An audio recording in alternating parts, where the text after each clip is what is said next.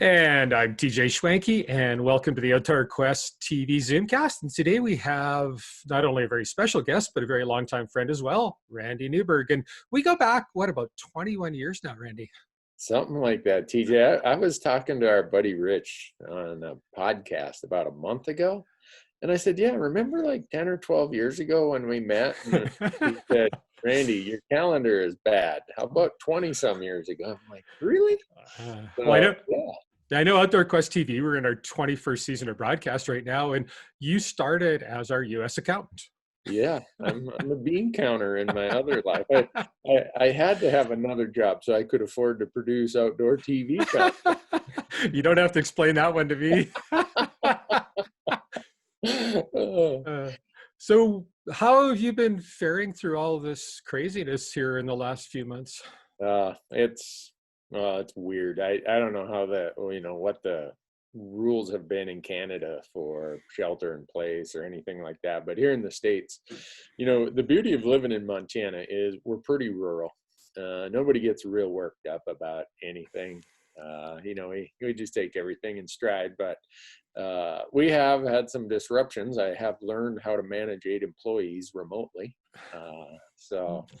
And I'm not sure how to take this, DJ. Some of them get more work done when they're not at the office than when they're at the office. I'm trying to figure out which of these people get to come back and work at the office and which of them are going to be grounded and have to stay at home. Probably the biggest restriction for us or complication is in the U.S. we have public lands, which I think you guys call them crown lands up there in Canada. And for us to film or conduct a commercial activity on our public lands, we have to get these film permits for every shot, every hunt we do, every episode. And it takes forever to get them. And so that's even more complicated than it has been previously. So I've got a lot of work ahead of me to get all those done before hunting season starts. Oh, wow. So walk us through a little bit about, we met you as our accountant and you were a fishing guy back in some point. And I remember when we were first getting Outdoor Quest TV started, you were going, yeah, I'm kind of thinking about getting into this outdoor gig too. And so kind of walk us through a little bit of what's the last 21 years, I guess. Well, it's funny because my wife calls you and Rich. She doesn't know TJ and Rich. She says those crazy Canadians is what you guys are affectionately known as at my house. So she does know us. Yeah, your name still comes up because the one time where we met for dinner and had a few beers and stuff, and she was with us. She, after that, the next few days, she's like, "You're kind of thinking about this, aren't you?" Yeah, kind of. And at the time, you guys were doing fishing, you were doing hunting, you were doing everything. And my passion in life has always been hunting and trapping. And so in 2005, my son convinces me. So he's 15 at the time. He's a computer jockey. He's the video editor assistant at the high school. He's like, Dad, we could do good enough. I'm like, yeah, right. That's why I'm sitting here at home and everyone else is on TV. So we went, and as you know how it is when you first start, you're filming each other and you make so many mistakes and the footage is so bad and nothing is coherent. It's like, oh man, this is not good. So we filmed each other and friends for about 3 years and took it to the SHOT Show. Got kind of laughed out of there. Everybody said, self-guided, no guides, and you're going to do it all on public land? Nah, good luck with that, son. Well, a friend of mine who is in the TV production business, Warm Springs Productions is his company. His name is Mark Pierce. They produce the Mountain Men show on the History Channel, a bunch of shows on Fox and Travel and elsewhere. He saw this sizzle reel that, right? You have to put together a sizzle reel and show it to the network to meet their requirements. He looked at that and he said, this got a lot of legs. We'll produce it for you. You pay us to produce. I think he just was talking me into hiring him. There's a lot of self-motivation for him to make such a good sales pitch. So in 2008, I hired them to follow me around because I in 3 years of filming myself, I learned you can't do it at a quality level if you don't have the skill. Yeah. And I didn't have the skill. So I hired a contract production company, and we started a show called On Your Own Adventures. It's on the Outdoor Channel.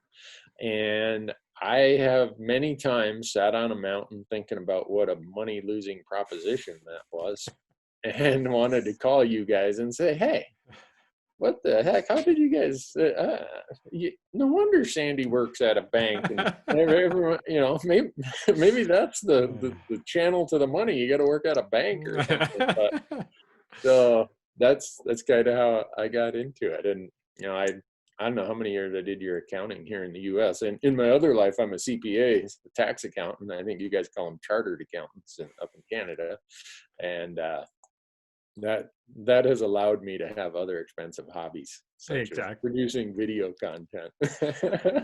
And I think we all have real jobs that pay money, and then we have jobs that are our passion. But so, I mean, you started in the television business, but that's morphed into a lot more since then. Oh yeah, it has. And I was on Outdoor Channel to start with, then Sportsman's Channel came along before they were owned by the same company, and they asked me to bring my show over to them, and so I did. And then we did some surveys of our audience, and one thing we found is we had a younger audience than probably the normal TV audience. We had an audience that traveled a lot within the United States to do their hunting, and we said, all right, we got to figure out some other ways to reach that audience, because they told us they don't watch that much TV. So we started a podcast in 2015, still on TV at the time. Started a YouTube channel in 2016, still on TV at the time. Started an Amazon Prime channel in 2017, still on TV. So as if I didn't have enough work with my tax accounting job, I decided I need to be on all these other platforms, right?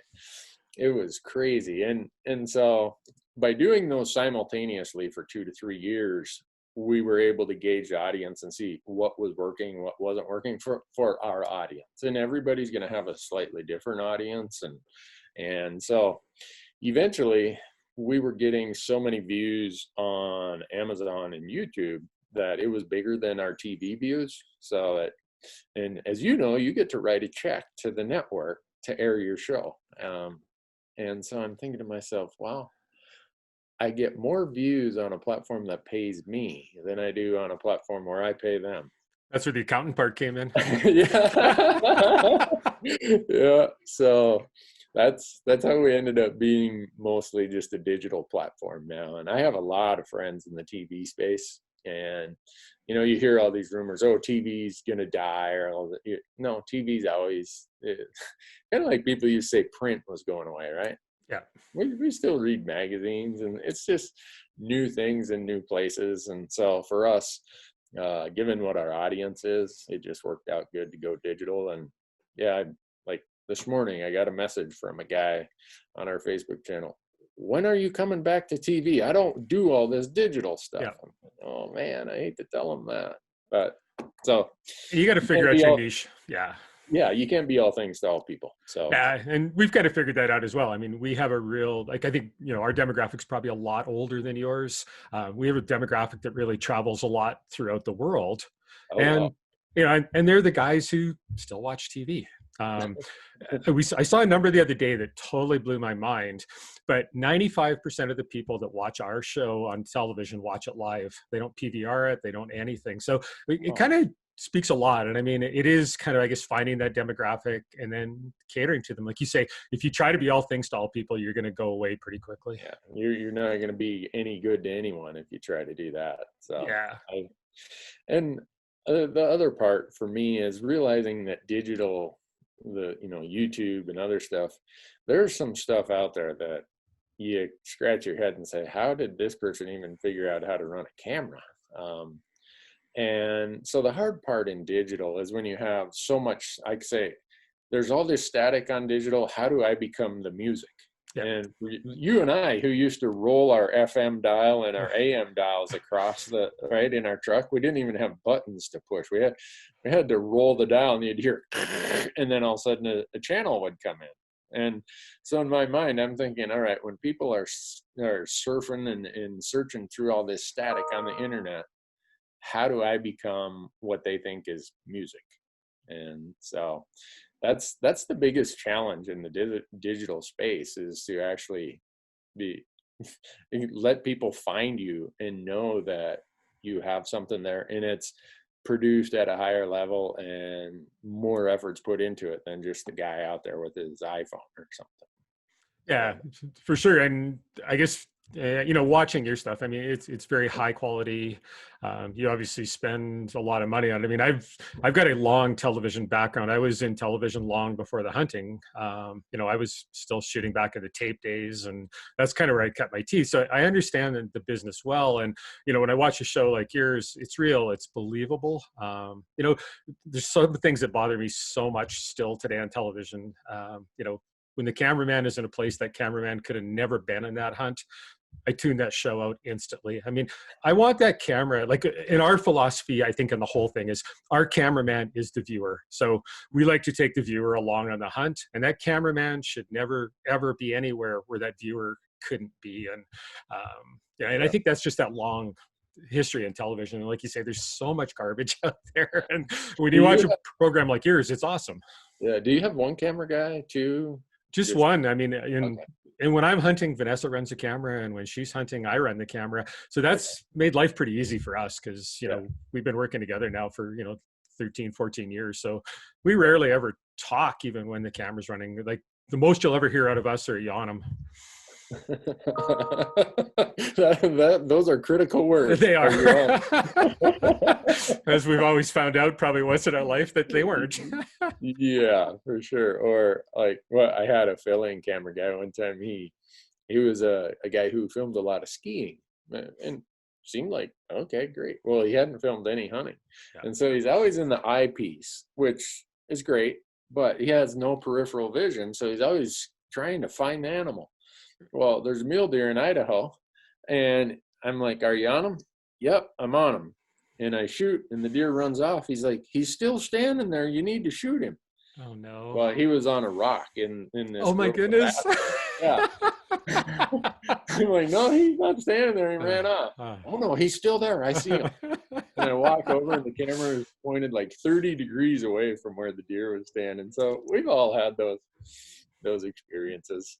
And, I think when Rich and I first started out with Outdoor Quest TV, we started hiring a cameraman as well, and quickly learned that that wasn't necessarily the best way to go, just for those reasons. It's hard to find cameramen that are comfortable in the outdoors. And, I think the kind of hunting you do, the kind of hunting we do, it's not comfortable. It's not sitting in a tree stand. And to find someone who can just, we're getting a little bit longer in the tooth, but even, trying to find guys that can keep up to you it's challenging.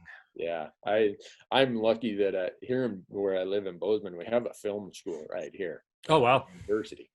And so most of my crew comes out of that program, and they're young, they're energetic, and they're way more talented than I am. If the person in front of the camera was as talented as my crew that's behind the camera, we'd win all kinds of awards. But as it is, I'm probably. So, I mean, you're US based, and you think the bulk or all of your hunts are US, but I think you have a really strong Canadian following too, just because you do what we do. And I think in Canada, we are so blessed to still have so many over-the-counter tags. I mean, here in Alberta, I can go buy a sheep tag any day I want. We got a lot of great elk opportunities, things like that. So I think that's why what you do really resonates up here as well. Yeah, I'm surprised how many north of the border folks watch our stuff, because the US version of Amazon Prime, Amazon Video Direct, is not distributed in Canada. So I'll do a YouTube announcement that says, hey, Amazon Prime, we've got these videos ready to go.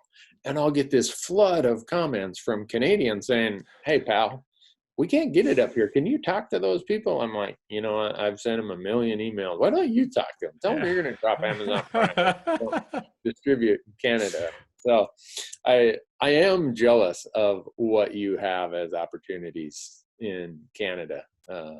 Last year, I had a guy doing a photo shoot with me that, Adam Foss. Oh, very well.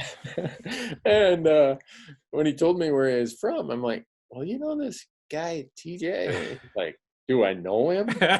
Let me tell you. So I got an awful lot of blackmail stuff on you from I wouldn't.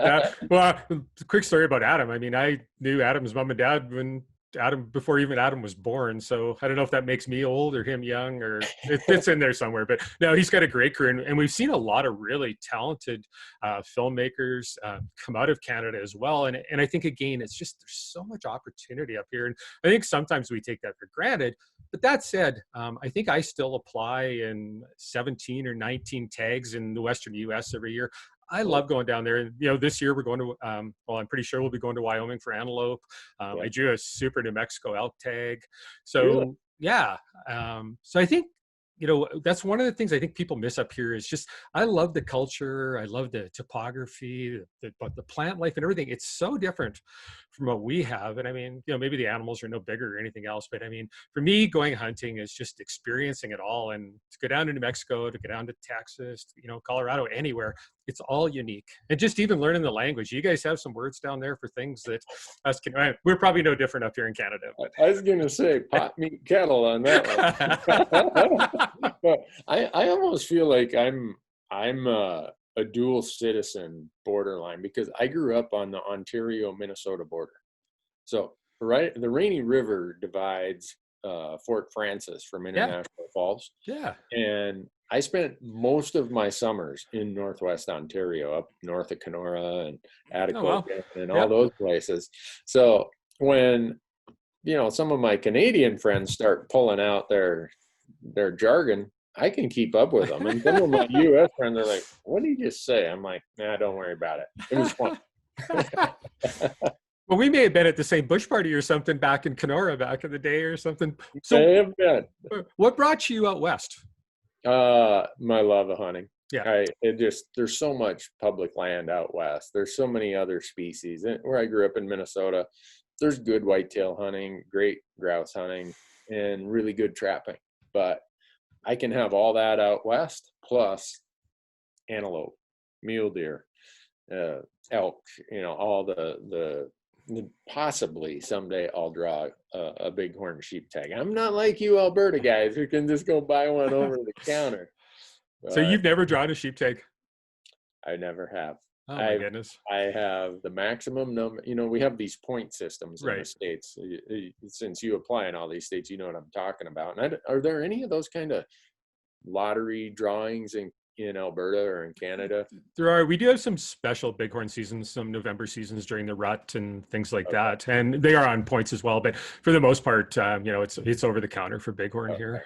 So I've got maximum points for sheep in Montana, my home state. I've got more than 20 points in quite a few other Western states, and my number has just not come up. I don't, hopefully someday, but I did luck out. I ended up going to Alaska 2 years ago on a Dall sheep hunt.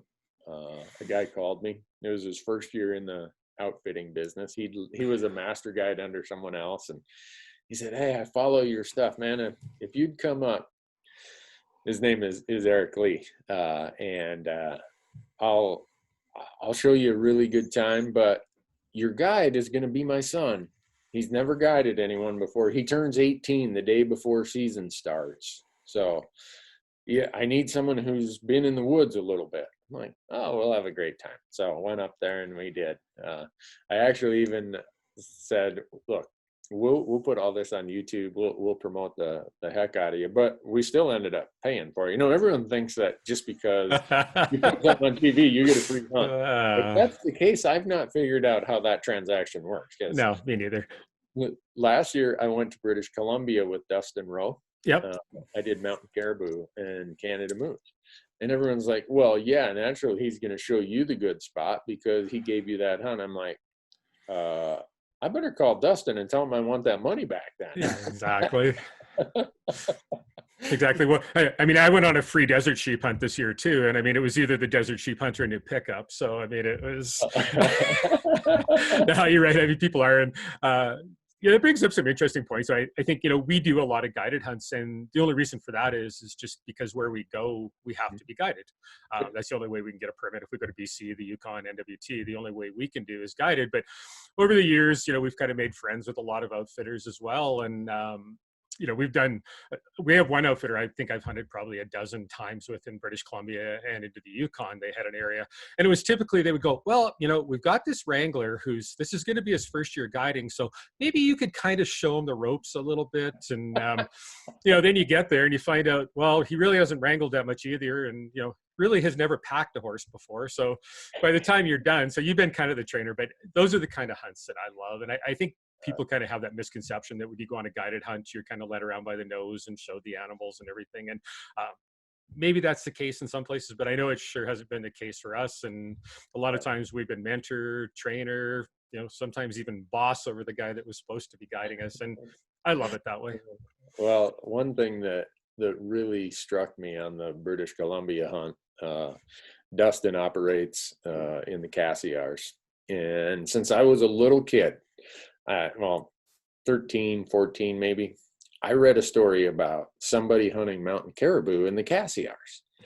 And don't ask me why. I can't even tell you why. Maybe it was the pictures that accompanied that story or whatever.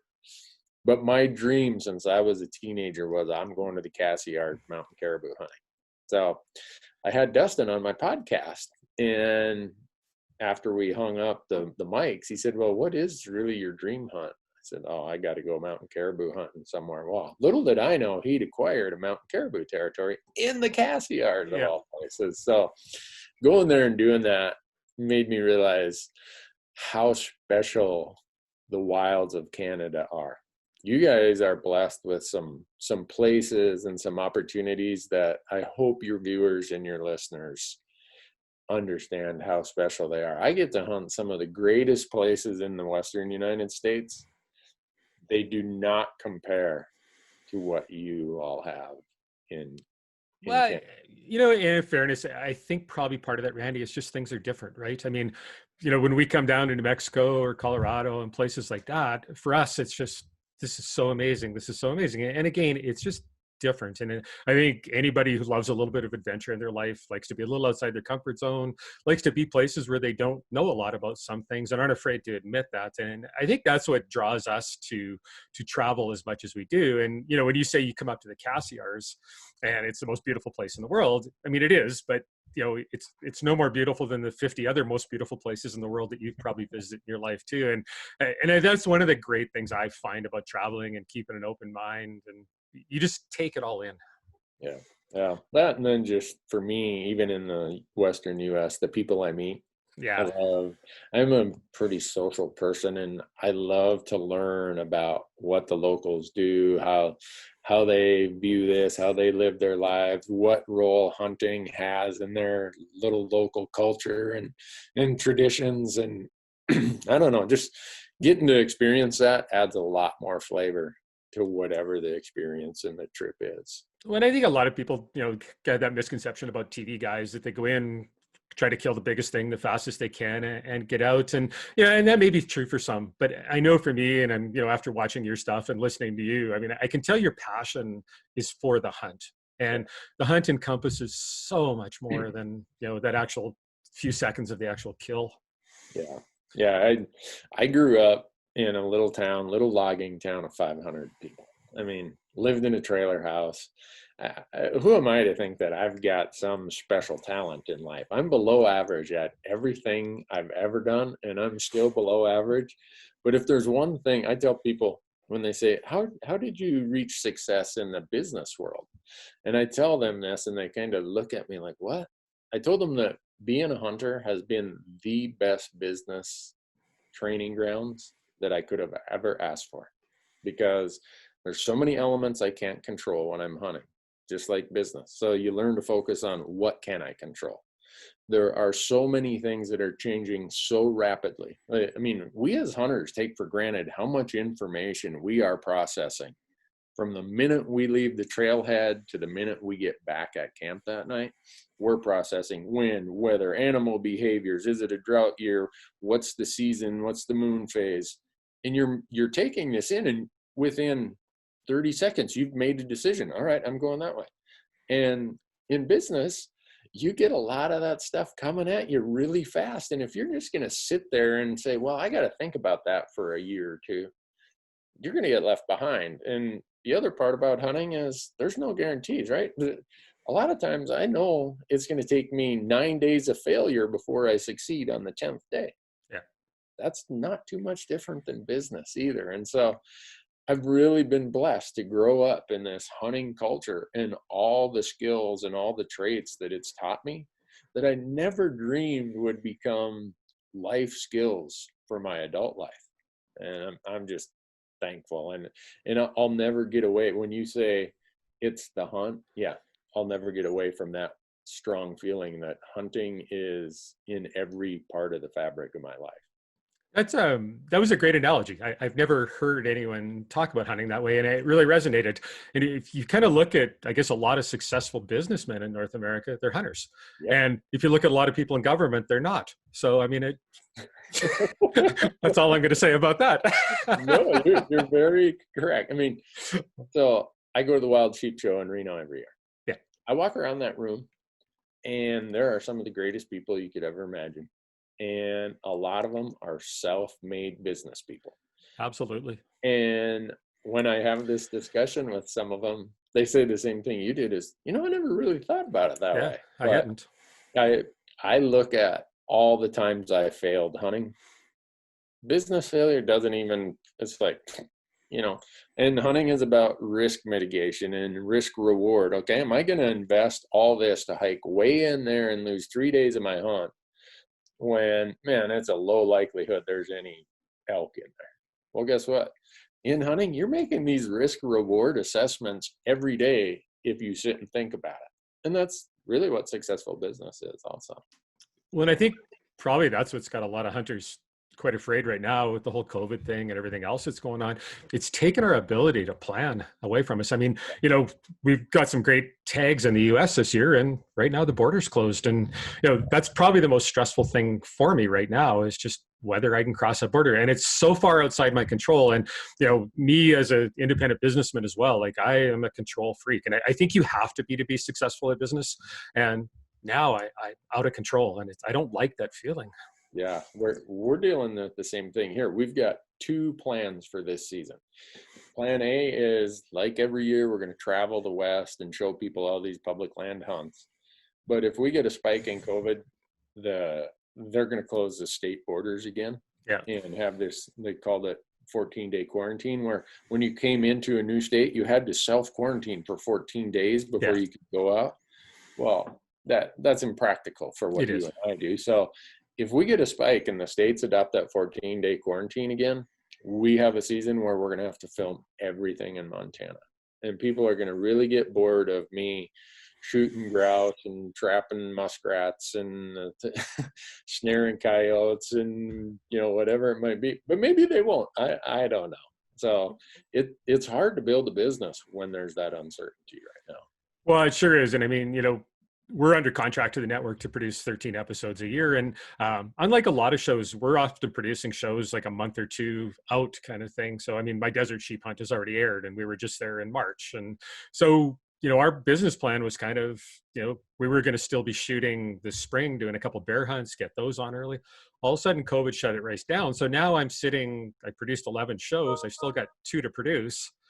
And I can't even go anywhere. There's really nothing open right now. So it's a little stressful. So, we're in a bit of scramble mode right now. And we always seem to scramble out of it somehow. It's like being on a dangerous side of a mountain. You always seem to get across it. But well, maybe you'll have to fire up the boat and go walleye fishing again, like some of those first outdoor quest shows that I saw. Oh, exactly. It was funny. We were on a moose hunt in British Columbia last year, and just the way things turned out, there was just no moose around. So we decided to go fishing one day.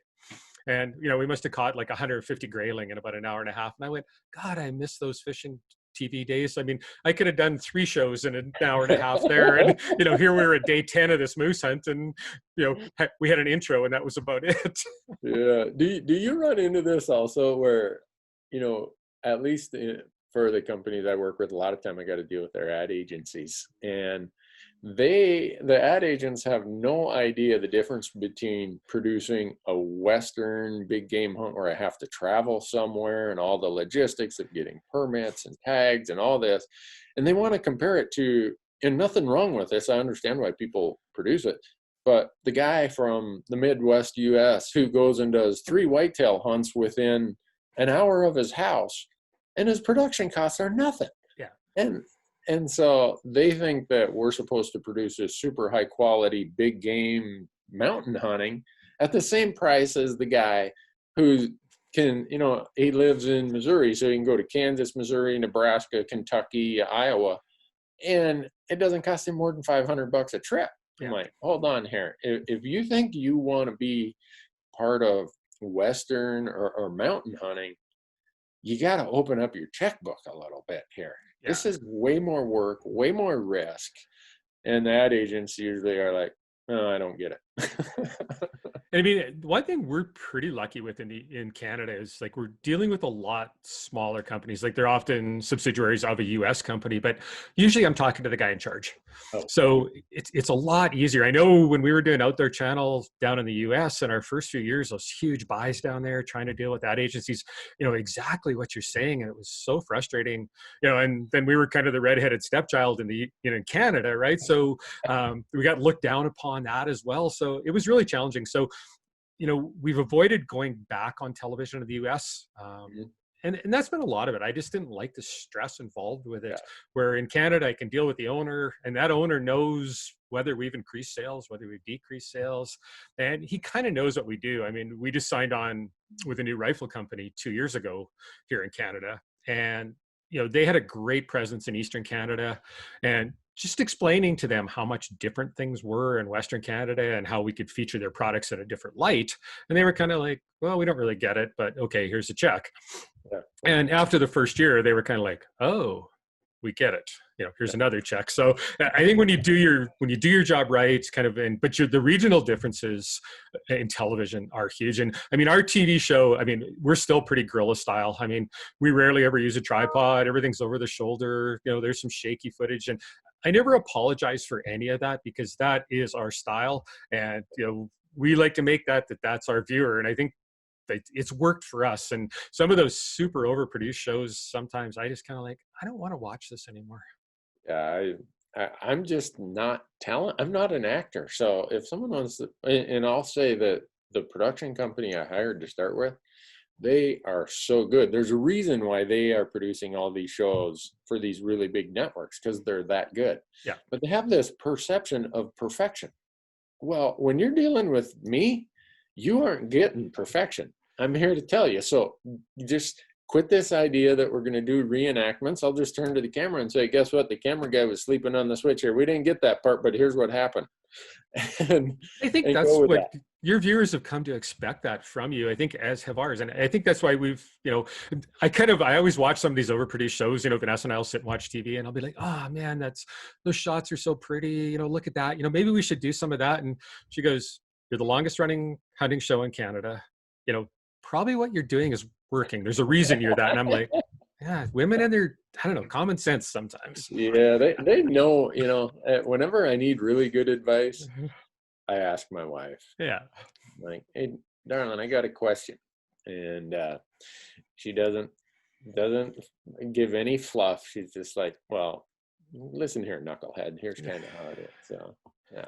And I think that's a big part of your success. And I know why I've enjoyed working with you and watching what you do for decades now. Basically, it's because it's just who you are. Like you're not trying to be anyone you're not. No, if someone has asked me, well, don't you ever want to go and do all these big estate hunts and all these exclusive places? It's like, well, maybe, but it's just I grew up in a really poor situation where I don't, I get just as excited shooting one of those 12-pound antelope jackrabbits in Arizona as I do shooting an antelope in Montana. I just love being out hunting, and we do some trapping stuff. I'm not trying to infringe on our buddy Rich with my trapping content.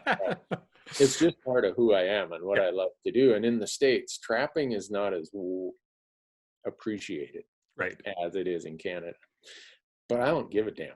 I'm going trapping, and if you don't like it, change the channel. And I'm catching these muskrats, and people would think I shot world record bull elk or something. I'm dancing over on the bank there. Oh, look at this. I got 18 muskrats today. I don't know. Just I want people to know that this is where I come from, and there's a lot of people who come from a similar background who find the appreciation of just being out there doing the things they grew up doing, the simple things, not overcomplicating it, and appreciating it for what the heck it is. Well, and I think the day you lose that excitement, that drive to go do it, it's probably the Yeah, day to quit what you're doing. I mean, yeah. there's not enough money in this business to, to make it worthwhile that way. And if you're not enjoying what you're doing, and it's like us too, like we love to travel, we love the adventure. I mean, as much as I like being in control, I love traveling to places where I'm out of control.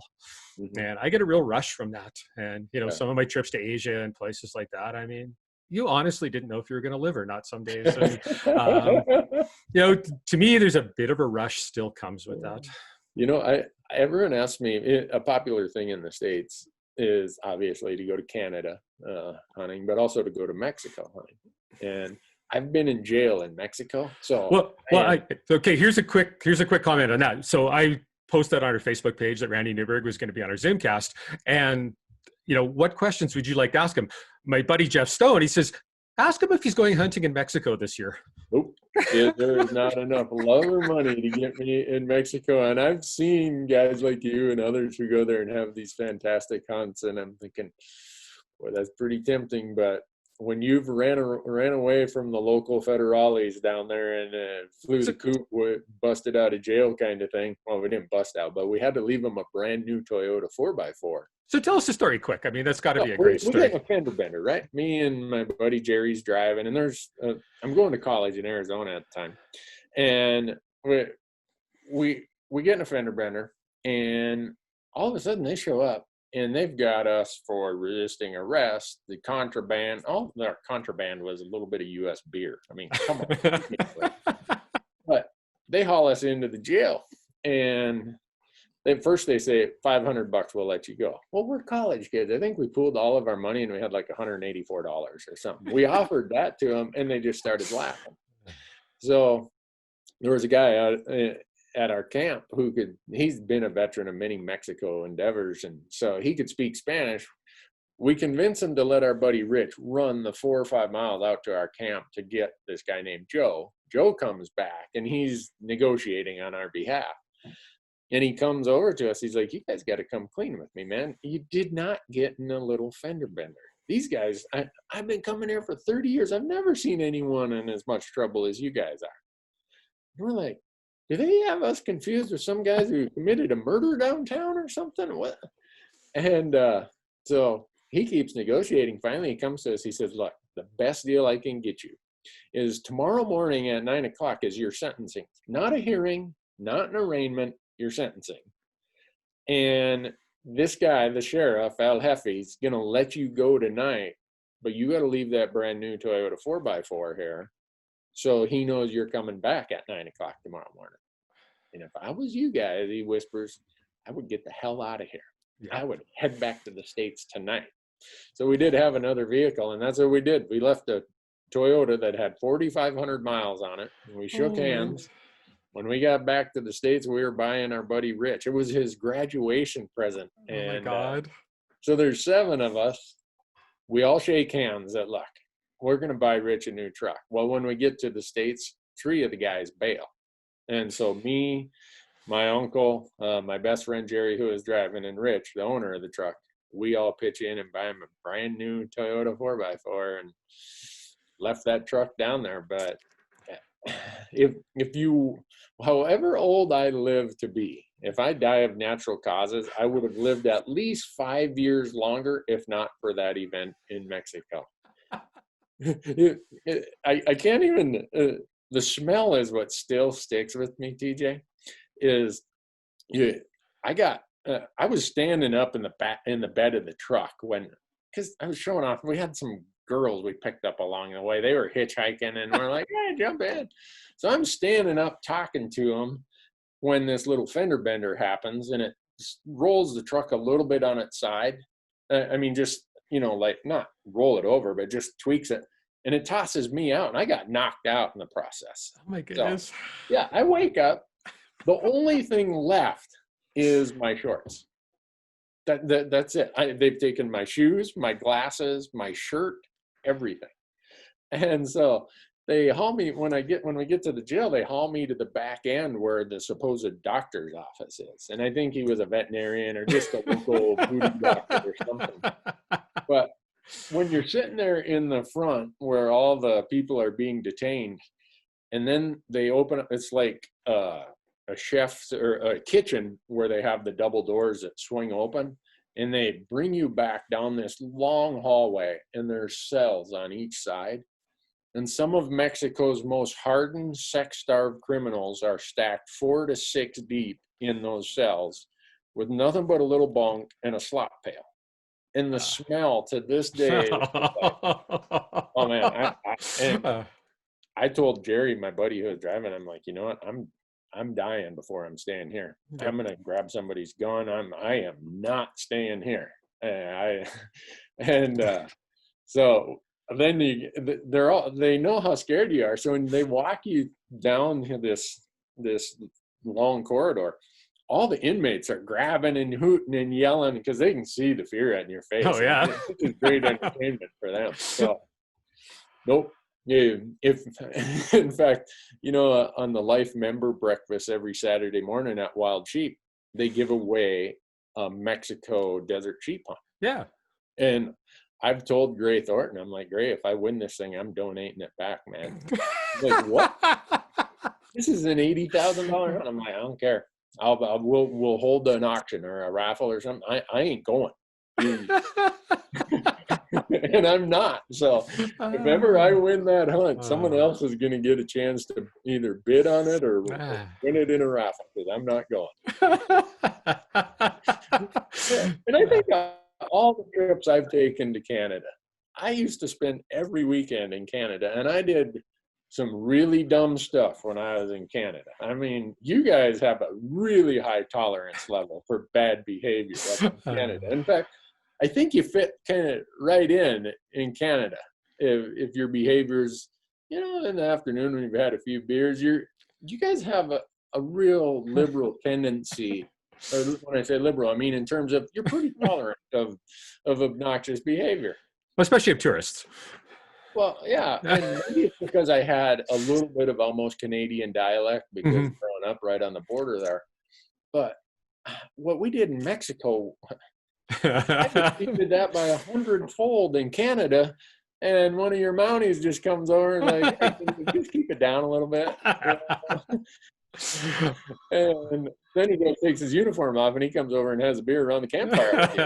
So, not Mexico. So you guys in Canada are getting all my tourist dollars. Mexico, nothing personal, but you're not getting any of my tourist dollars. All right. So that's the story. Well, that was a good story. I'm glad you told it after I was in Mexico for this last trip. So, so you do a lot of, most of your hunting is on draw in the Western U.S. So if you were going to talk to some of our viewers about some of the best opportunities to get into, in the Western U.S. for draws, what would your advice be? I would say, first of all, it would depend on your species, but for antelope, it's a no-brainer in Wyoming. It's got a point system, preference points, where 3/4 of the tags are in the point system, and then the other 1/4 is a random draw. So every year you still have a chance that you'll draw on that random draw. Elk, there's 2 states I'm really fond of for elk hunting. It's, again, Wyoming and Arizona.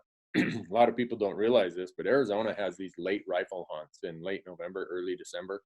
And you can draw every 4 to 6 years. And man, those are good hunts. They're really, really good hunts. Yeah, they're not bugling like in the rut. But if you know how to hunt elk and you're patient and you work hard, and there's so much public land in Arizona, most all of the elk you find in Arizona, you don't need to worry about permission or, private access or anything. So those are places I'd look to, and it's just good. And if you're into mule deer, in the lower 48, we don't have, with certain exceptions, but we don't have the mule deer that you have in Alberta or Saskatchewan. I scan the Boone and Crockett record book, and I'm like, obviously I live south of the wrong parallel if I want to shoot big mule deer. But if you are into mule deer, Colorado, build some points there, and with anywhere from 2 to 5 points, you can go and have a really, really quality hunt. And as a Canadian citizen, when you come to these states, you're treated just like I am as a non-resident of those states. So when you go to Wyoming and I go to Wyoming, we get treated the same. Price is the same. There's no restrictions where you need an outfitter or whatever. So if you want to go, you go. And I think that's a great thing. And I mean, a lot of our viewers and followers are in Eastern Canada too, so they don't have access to elk, mule deer, antelope, any species like that. So, for them to come to Alberta and hunt, they have to hire an outfitter. So, a good mule deer hunt in Alberta, you're looking $7,000 to $10,000. Like you say, you can draw a tag down there and probably go on a hunt all in for $1,500 or $2,000 by the time you paid for your tag and all your expenses and even some of that cheap American beer. Yeah, it is cheap. You guys have cornered the market on good beer. You guys should take a lot of pride in the quality of your beer. That soapy wash that they sell down here. The reason that you Canadian guys are such good sports about everything is you drink good beer. Oh, okay. Well, Americans, we grew up on this cheap, rotten stuff that's gonna put you in a foul mood. That's a perfect example of elk. And I say those examples I gave you were as if you're a rifle hunter. If you're an archery hunter, Montana has some great archery elk hunting, and we give away a lot of tags. And the thing in Montana is we have a lot of private land where you need permission, or you have to go through the outfitter that controls that private land, or you come and hunt the public land. And kind of, if you think about, Alberta, your western part, our high country, probably like yours, is all public crown land. And that's where the elk are in archery season. Our lower country, our valleys, is private land. And here you have to have written permission, or you have to go through the outfitter to hunt that private land. Well, as quick as the rut's over and the hunting pressure starts hitting them, they head low.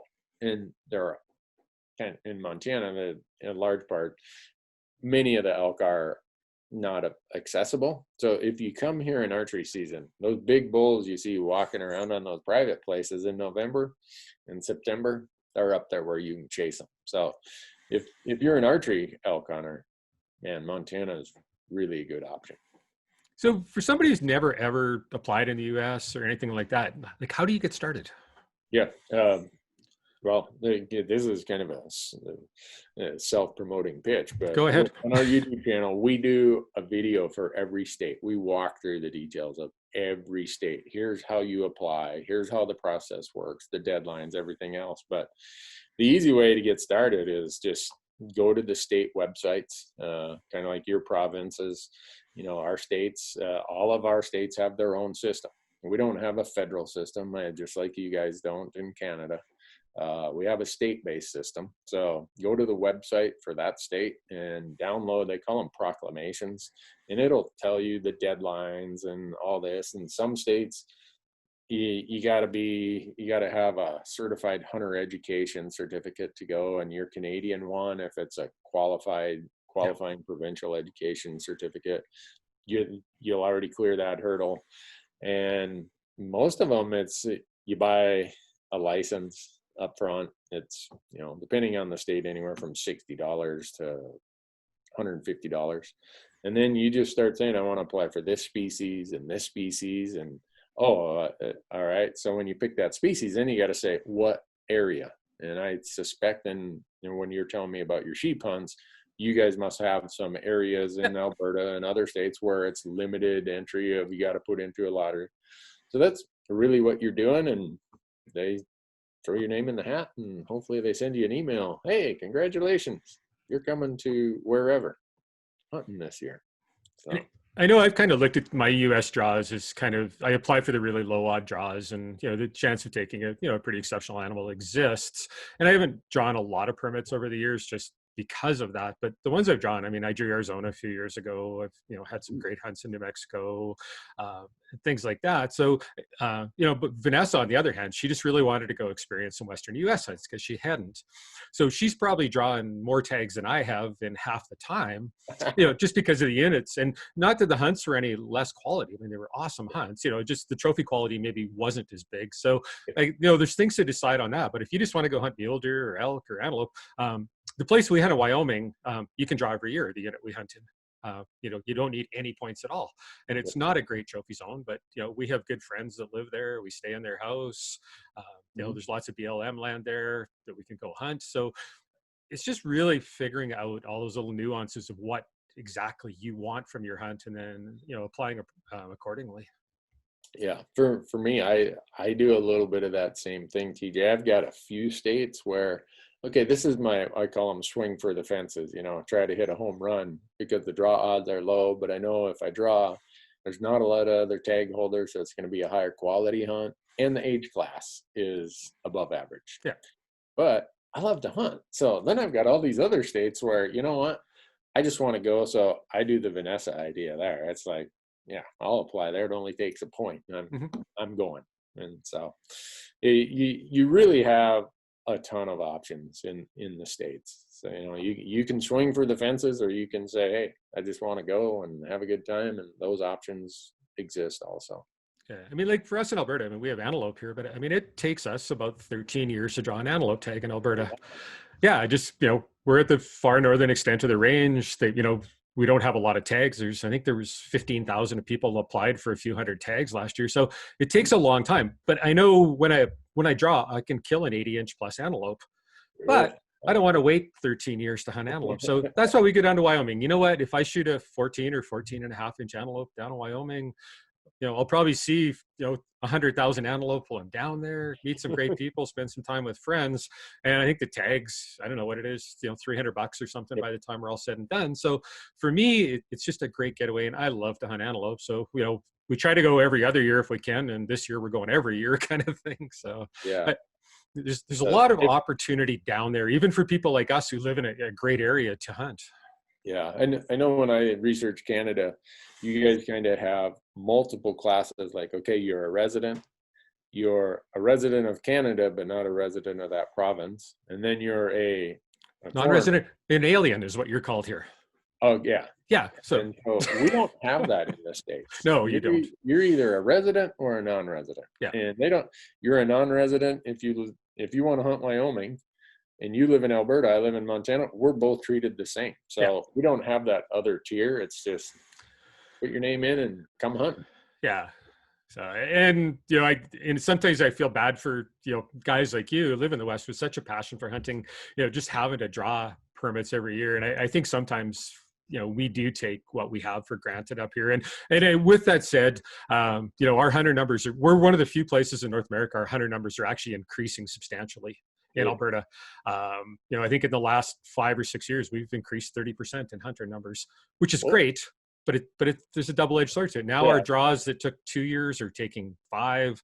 A lot of our species that were general before are going on draw now. So there's a little bit of give and take there too, but overall we're pretty blessed. I mean, I can still buy a whitetail tag, I can still buy an elk tag, I can still buy a sheep tag every year, and I can still put my name in for, like, we have some pretty exceptional draws, and if I don't happen to draw, then I can go buy a general tag. So we're pretty lucky that way. Wow. Yeah, as a resident of Montana, after 29 years now of applying, I just got notified a couple of weeks ago I didn't draw this year either. Oh, man. For sheep, my odds are, even with the maximum number of points, my odds are still less than 1%.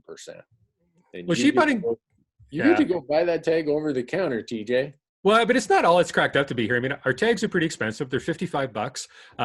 I have to drive an hour west of town before I can put my backpack on and start hiking. So, I mean, there's a lot of hardships with being a sheep. Oh, yeah, man. You're just breaking my heart, my friend. Gee, I'm not ready to hang up. I was hoping they'd at least charge you $500 and not $55. Yeah, so wow. no. But we've been pretty blessed that way. And I mean, we Yeah. do have a strong sheep hunting culture. I mean, you must notice that when you go to sheep show, like British Columbia and Alberta. I mean, it's just, we've got so many young guys into sheep hunting that wouldn't be into sheep hunting if they didn't have that opportunity. Oh, for sure. Yeah, I guess my point I'm trying to make is for your listeners who live up there. I know that we all have the tendency to complain about something, right? And don't trust me. Don't complain about that. Exactly. All those things you just rattled off. Yeah. There's people who live in the United States who will never get a chance to do that just because they can't get a tag. Now, I'm not talking just for sheep, but some of the other, Yeah.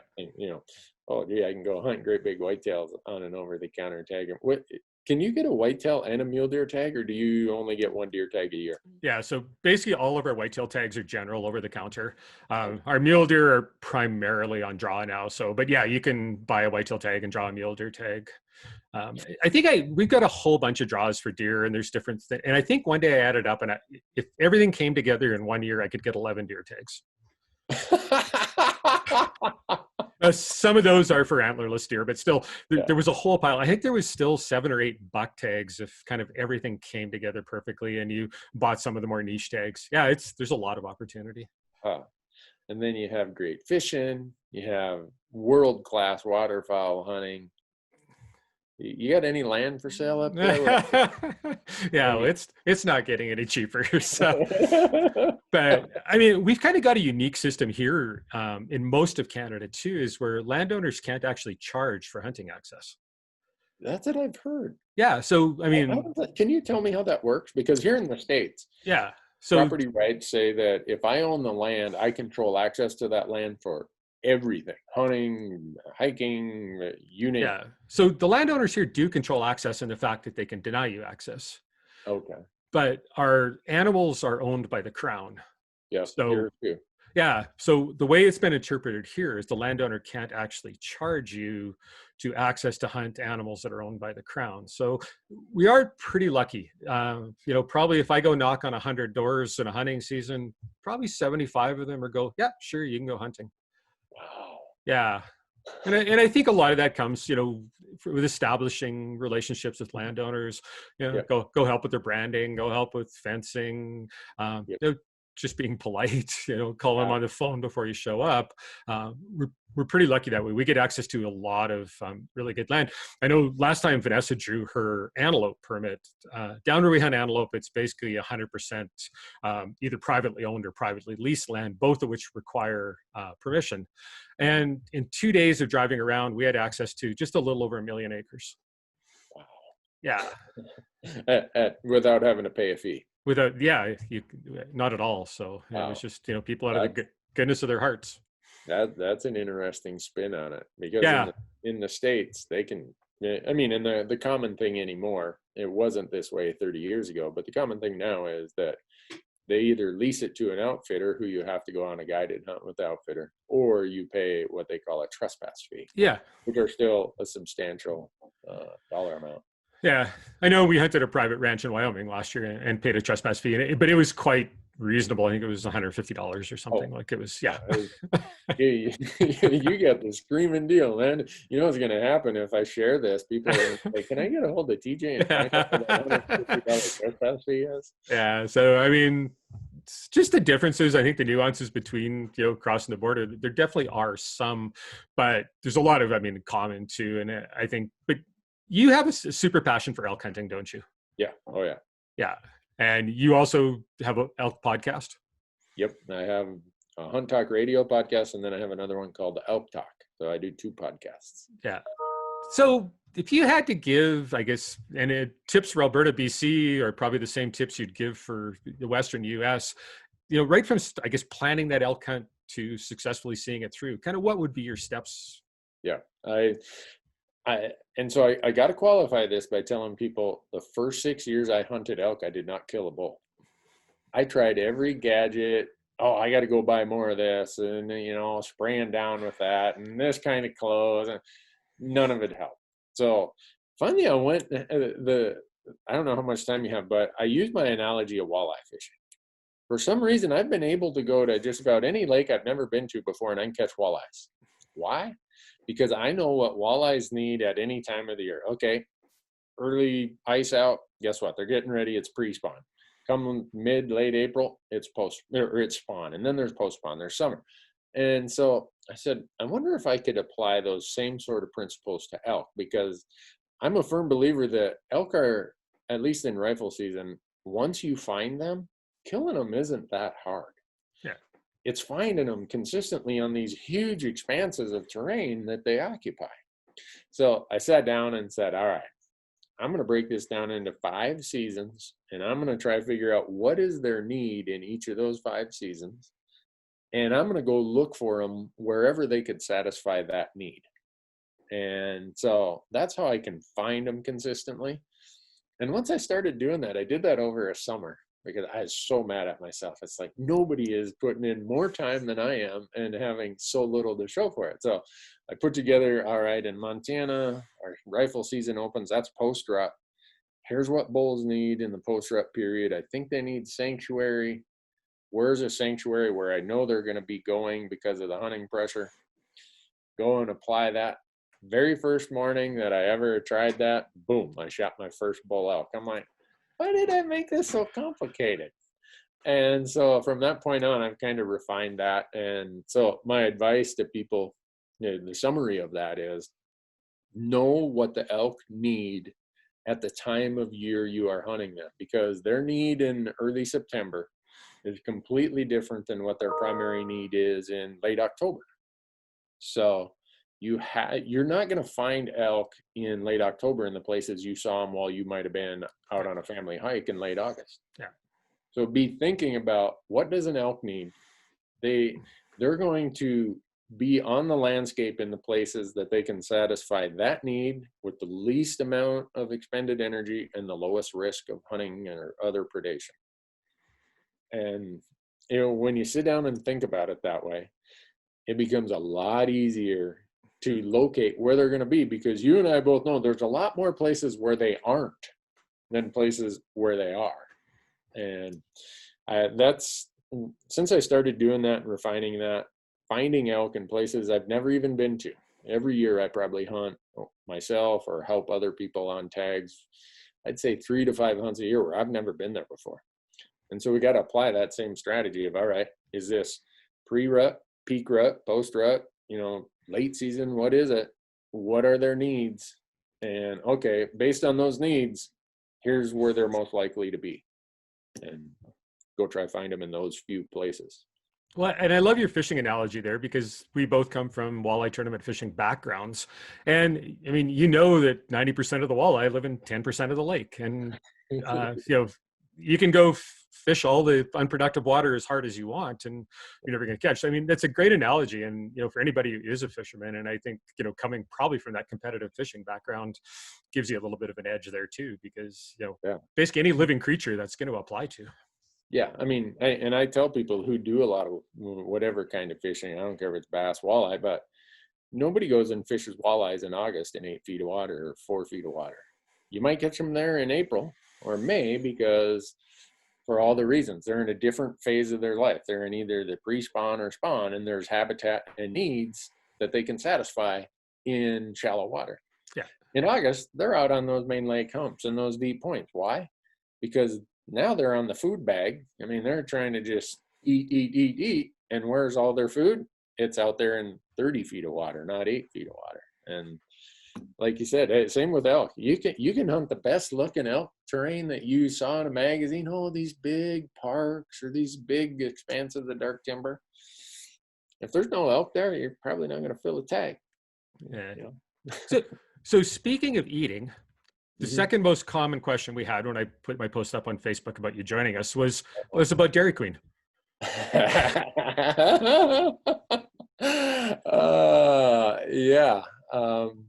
I grew up in the heart of Dairy Queen world. International Falls had a Dairy Queen. Grand Rapids had a Dairy Queen. I knew where every Dairy Queen was in northern Minnesota where I grew up. And I still know where no matter what path we take, say we're driving from Montana to New Mexico, I know every Dairy Queen along the way. And it's just, so here's how it kind of became part of my my gig, right? I'm at this conference and there's a bunch of us standing around who people recognize you. And so it's me and four guys, five other guys, and they're real gym rats. Okay. I'm an accountant. I drive a desk for a living, man. I don't have time to be at the gym. So everyone's asking these questions, and the gym rats are like, oh yeah, I do this, and I eat that, and it kind of comes around to me, and people are looking at me, and I'm like, well, I go to my office, I do some tax returns, and I go for a hike, and then I go get a Dairy Queen. That's my workout for elk hunting. And a couple of these gym rats start laughing about it. And then they start giving me grief. And I looked to the one of them, I'm like, all right. And I knew what the answer was. I'm like, how many elk you killed last year? Well, I had a hard year. I didn't kill any last year. All right, I shot 2 of them, so just shut up. And a bunch of people in that crowd that had sort of worked its way around us pulled me aside and was like, you know, it is so nice to know that I don't have to live at a gym to be an elk hunter. I'm like, if that was the requirement to be an elk hunter, I'd never kill an elk because I never had a gym membership in my life. And I started playing this a little bit when I'd go give presentations and seminars about the Dairy Queen thing. And it represents the fact that you don't have to be a gym rat to kill an elk is really what it represents. And Dairy Queen is what I grew up. I mean, I still love it. So Dairy Queen sends me stacks of gift cards, their national office, to give to anytime I go to a Dairy Queen and there's a young kid there, I'm supposed to buy their Dairy Queen. No kidding. That's awesome. So that's how it came to be. And, you know, that is kind of funny. I mean, you know, and I think in the sheep hunting world now too, it's all these, you know, hunting athletes and everything else. You know, then you got an old fat guy like me that, you know, still kills sheep pretty regularly. And, yeah, it's just, we've kind of gone a different direction, I think, in a lot of the hunting. And I think a lot of that's to do with marketing.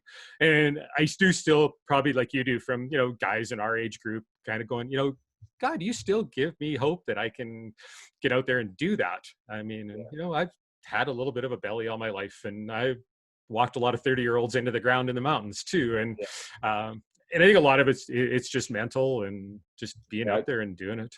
I think that part that you just said there, TJ, is so important. The mental part of it is, I think as you get older, you find a way to compartmentalize the pain, the discomfort, whatever, and it doesn't even faze you. And my crew, they're all in their late 20s, early 30s, and we'll have a guest who will come in, and you'll see him kind of looking at me like, oh, boy, he's got a lot of gray hair. He looks like an accountant. And within about a day or two, sometimes they'll say, man, that guy can walk. And my crew will be like, oh, wait till he puts it in gear. Yeah. And it's mostly just, I think as we get older, and I'm doing my hike the other day on Sunday. Here comes some young guy in his shorts, you know, running up the trail. And he recognized me. He's like, hey, Randy, how you doing? Oh, I'm good.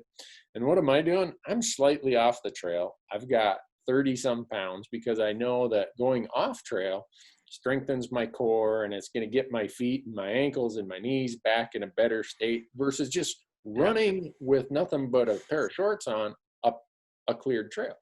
I want to have to dip underneath trees and step over blowdowns and side hill. And those are the things. And as he runs by, I'm thinking, you know what? Those young guys, someday they'll figure this out. That it's not how many miles that you put on and how fast. It's about every step I take, every minute I spend has some purpose that fulfills the requirement of what I'm trying to do.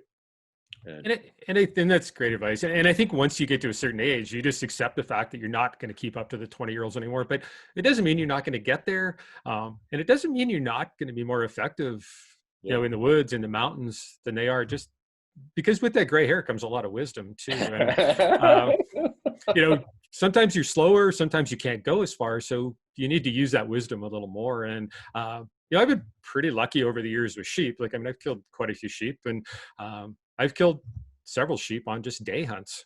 You know, they were 24 or 26-hour day hunts. And I mean, it's not like we spotted them out of the truck and shot them or anything. I mean, and, you know, it was 4 or 5 hour hikes in, but it was just doing things, I think, sometimes smarter than harder. Yeah. Well, that's the other thing, is that person ran past me, and your mind starts taking on some of these reflective things as you, which is part of me blocking out the discomfort, right? I let my mind start thinking about other things.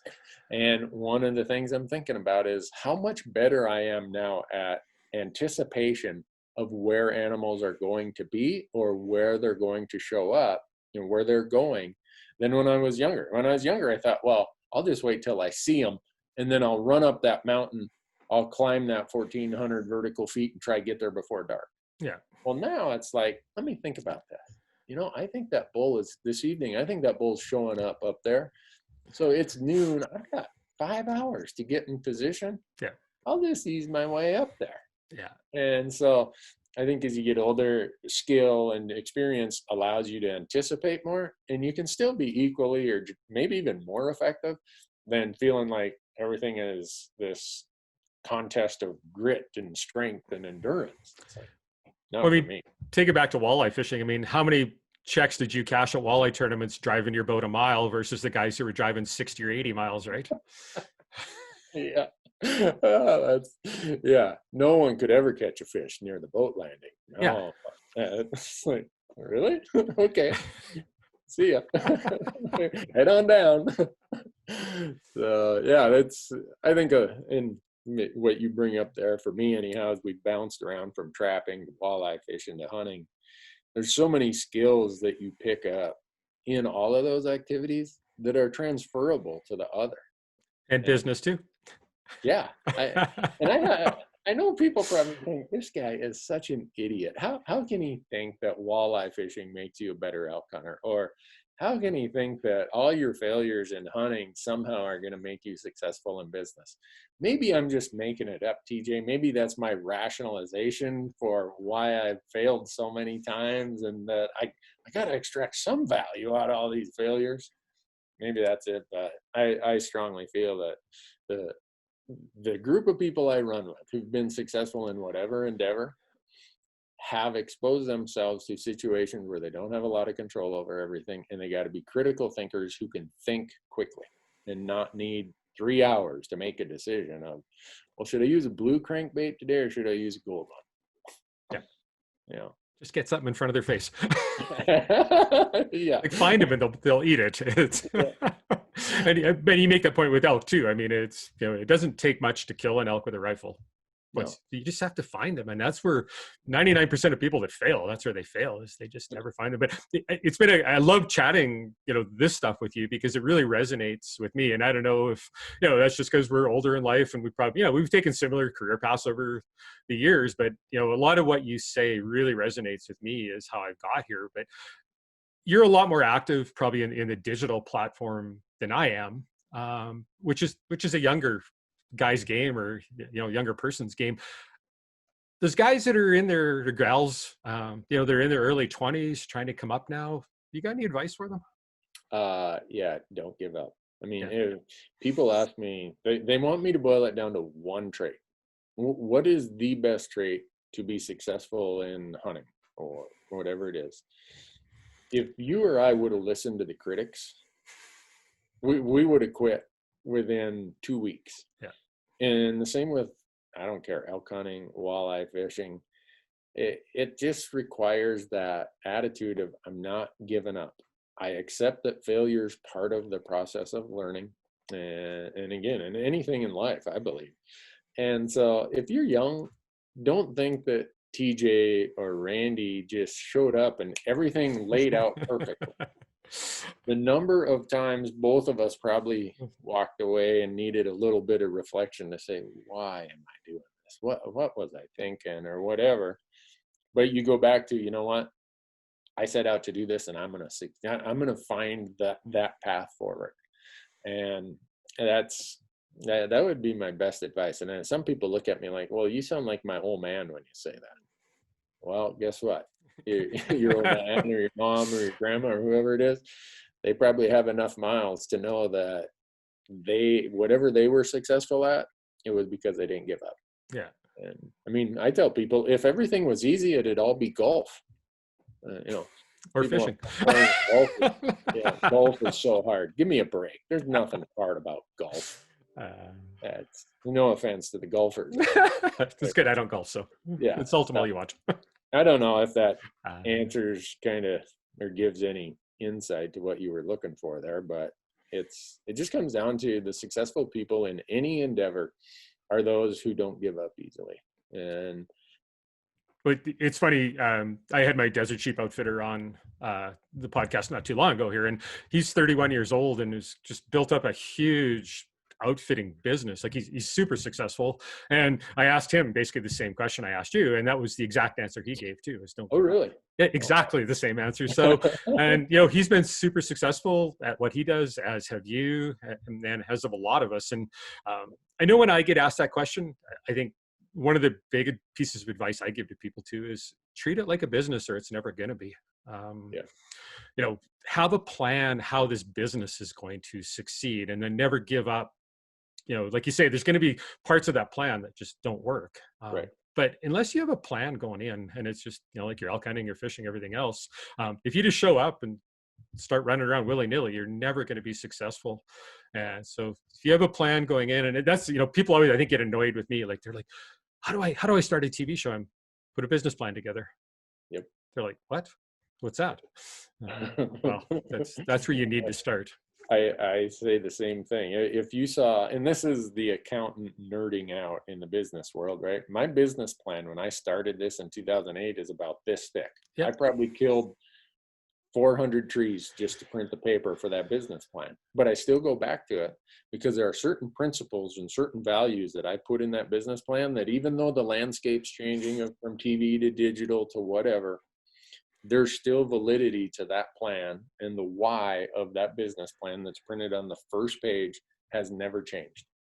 I love hearing that. I love that you still have that. I mean, it's sitting on my desk on the floor right beside my desk at my home office. And every once in a while you start asking yourself, am I going the direction I wanted? You start having these thoughts that are bigger about the vision of what you plan to do. And I open that up, and then every time I see that written in bold italics, why? And to promote self-guided public land hunting and create advocates for that cause. And so like having a mission statement is the cornerstone of every business. And I would bet 99% of people that think they want to get into this business don't even know what a mission statement is. Yeah. No, and that makes me all warm and fuzzy hearing you say that. It really does.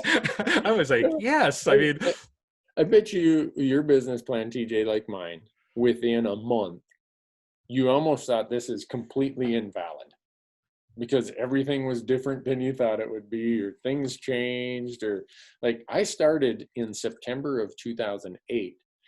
The United States stock market completely crashed 4 weeks later. The biggest stock market crash of my adult lifetime happens 4 weeks later. Well, there's not a lot of these. The financial projections pretty much were invalid at that point, but the why, the behavior of the audience that I've researched, the competitive parts that I'd researched, the risk analysis, the opportunities, all that was still valid. Yeah. So you also got to be somewhat adaptive and say, all right, if I'm dedicated to making this work, I got every once in a while, I got to put my head down and work, but every once in a while, I do have to pull my head up and look around like, what's changing here? What, I got to be thinking forward too. And, I think that's great advice. And I mean, one thing I always tell people, like, I have made money in this business since day one. And that's just because I went into it as a business. I went in with a solid plan. I mean, the first years, it probably wasn't enough more than to buy fuel for my pickup, but, I had another business that I was making, or a couple other business I was making money from. It's not like one day I decided, hey, you know what? I'm going to be a hunting TV guy today. I mean, I set this up for a long time, and I was kind of transitioning out of one business into another business, but I always had that cash flow. And that's what I tell, younger people, especially, is get a good career that will allow you some time and flexibility to morph into the career you really want. Because I don't think any of us can come out of high school and be, I'm going to be a TV guy today. Yeah, no, I still do some accounting work. Yeah.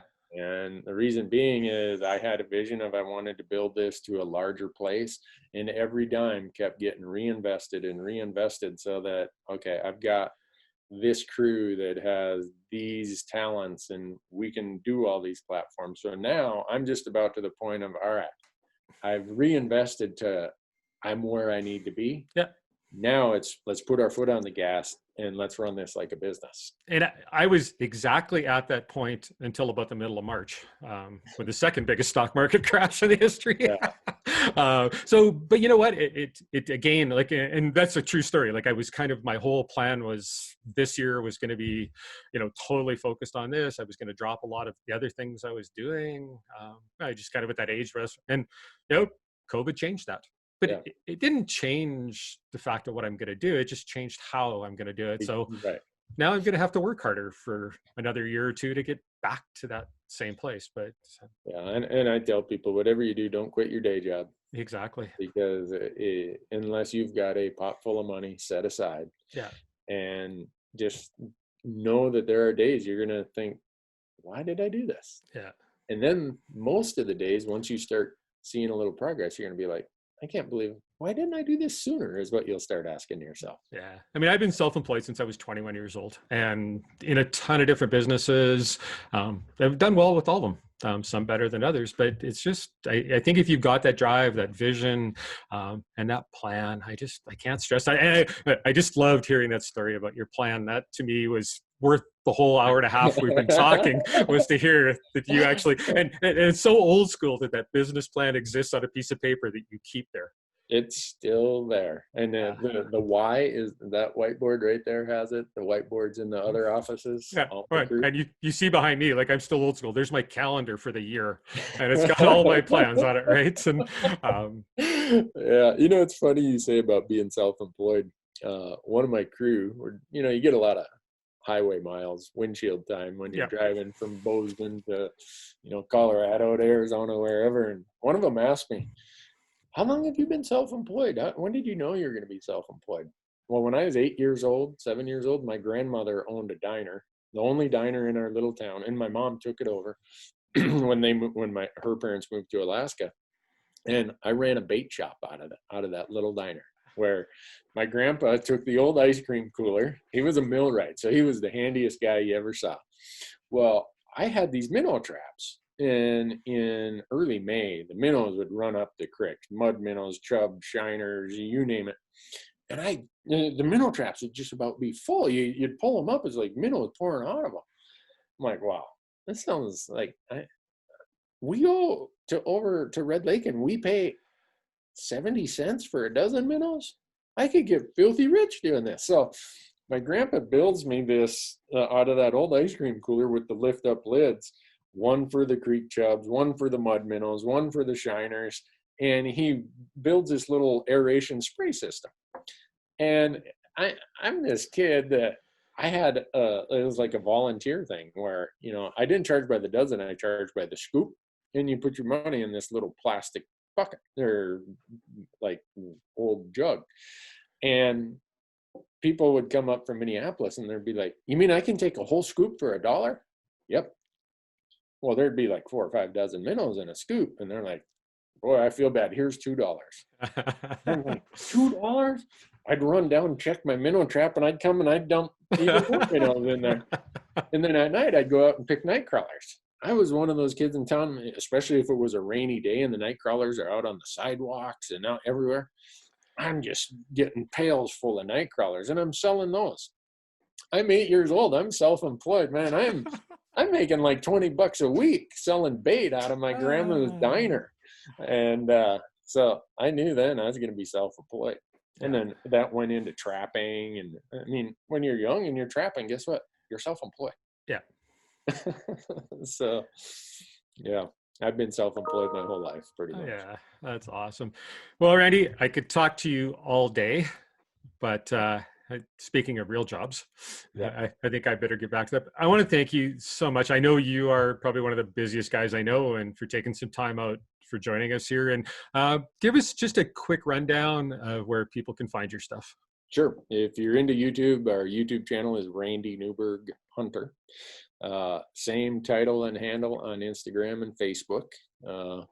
I'd tell your audience that if you get Amazon Prime, go watch it. But unfortunately, Amazon doesn't distribute that in Canada. And if you're into podcasts, we have 2 podcasts: Hunt Talk Radio, which you can get on iTunes or Stitcher or, you know, iHeartRadio, any of those places. And then the other one is the Elk Talk podcast.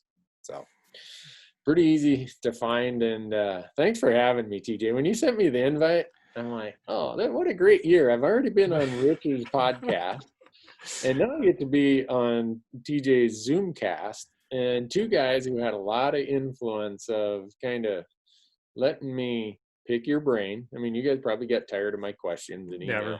Never. Because you guys were in it, and I wasn't, and I was trying to figure all this out.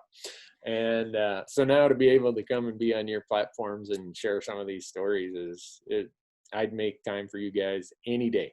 Well, nothing I wouldn't do for you guys. It was totally my honor. And I'm going to let you go now, because I'm sure you've probably got a lot of things to do. And yep. We'll talk again soon. How's that? All right, TJ. Thanks so much. Have a great year ahead. Okay. Thanks so much, Randy. Yep.